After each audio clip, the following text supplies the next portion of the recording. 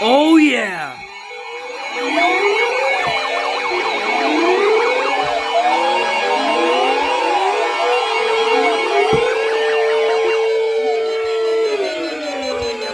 Thunderstorm warning for South Central Tuscaloosa County, Northern Perry County, Eastern Hill County, Southwestern Bibb County until 7:45 p.m. Central Daylight Time.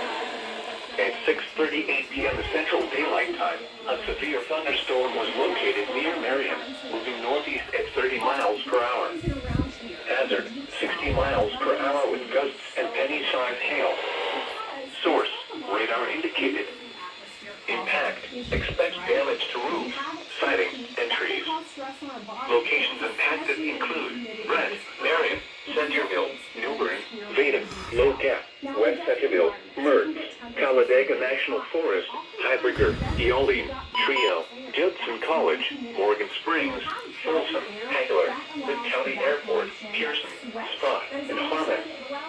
For your protection, move to an interior room on the lowest floor of a building.